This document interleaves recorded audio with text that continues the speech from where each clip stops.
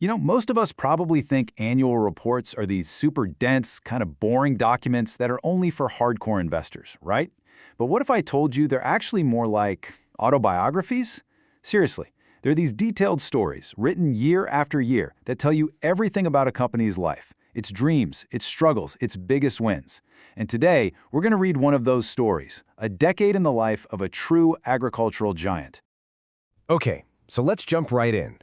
Every great story needs a purpose, a guiding light. And for BISI International, it all boils down to this really simple but incredibly powerful vision, providing food for a developing world. Now, this isn't just some catchy tagline they put on a brochure. It's the North Star for the whole company. It guides every single seed they develop and every strategy they come up with. It really sets the stage for everything we're about to see. And that vision belongs to BISI International, a real powerhouse in Indonesian agriculture. These guys are one of the country's top producers of hybrid seeds. We're talking corn, vegetables, rice, you name it. And on top of that, they're a huge player in pesticides and fertilizers. So when you think about it, they're providing the absolute essential starting blocks for an entire nation's food supply. So how did they get to be this big? Well, let's look at a few key moments on their journey. It all started way back in 1983. Then, a huge turning point, 2007. That's when they went public, listing on the Indonesia Stock Exchange. A few years later, in 2011, they made a big move, acquiring a majority stake in a key subsidiary to really consolidate their power. And if you fast forward to 2023, you can see the result. A company with revenues in the trillions of rupiah. It's a classic story of steady, smart growth. Okay, so what's really the engine driving this agricultural giant? Well, it all comes down to the science of what they make and sell. This isn't just about bagging up seeds and shipping them out. No, it's about engineering the future potential of a harvest, right from the very beginning. Now, at first glance, you'd say, okay, it's a seed company. And yeah, hybrid corn is the undisputed king here. It makes up almost half their revenue. But here's what really jumped out at me, that other huge slice of the pie, pesticides and fertilizers. This right here, this reveals their true strategy. They're not just selling seeds, they're providing a whole agricultural package. When farmers buy their seeds, they're also buying the products designed to protect and feed those exact plants. It's brilliant. So how exactly do you get from one perfect plant in a lab to a product that can feed millions? Well, it's this incredibly meticulous three-step journey. See, a commercial seed doesn't just appear. It all starts as a breeder seed in a lab, where scientists are crossbreeding for all the best traits, like a bigger harvest or resistance to disease.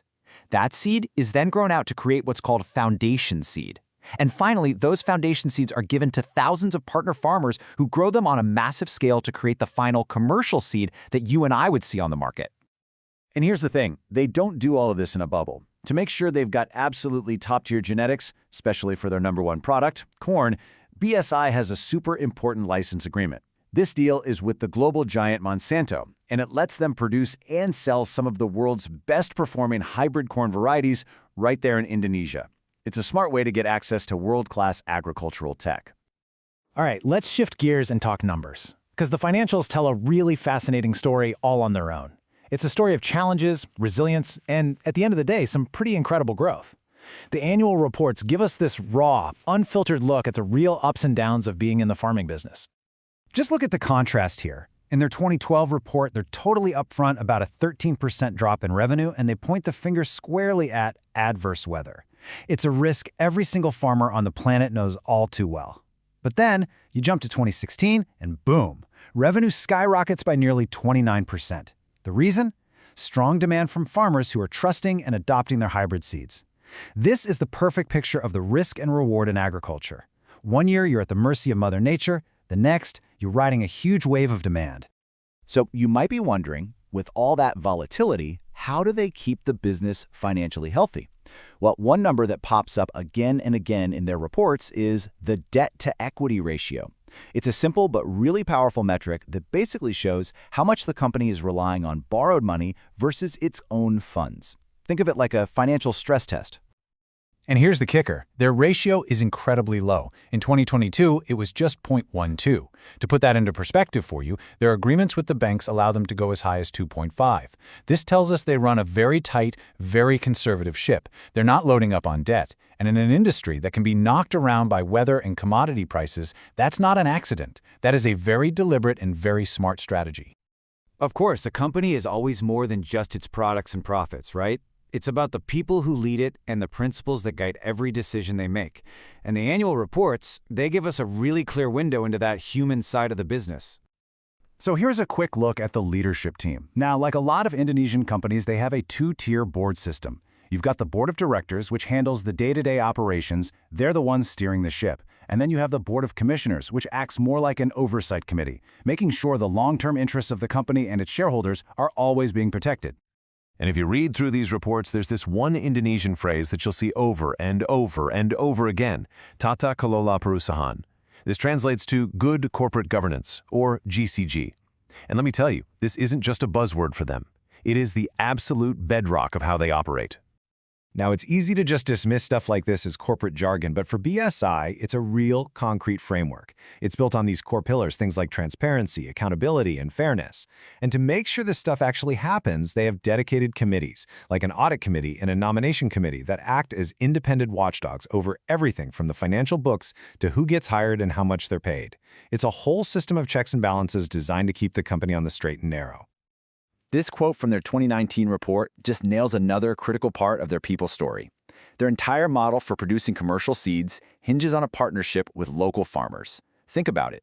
BSI provides the elite foundation seeds and the expertise, the farmers provide the land and the labor, and then BSI guarantees they'll buy back the entire harvest.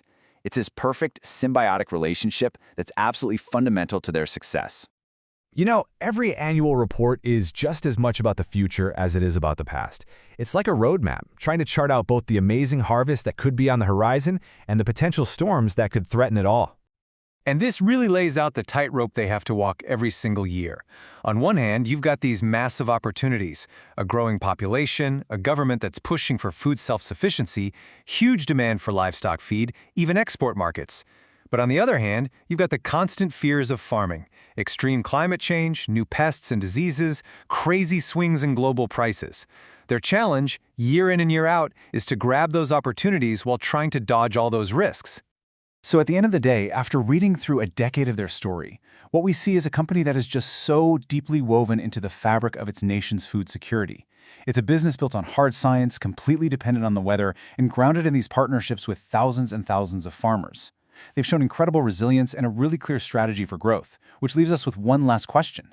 As they face the massive challenges of climate change and try to feed a growing world, what story will their next chapter tell?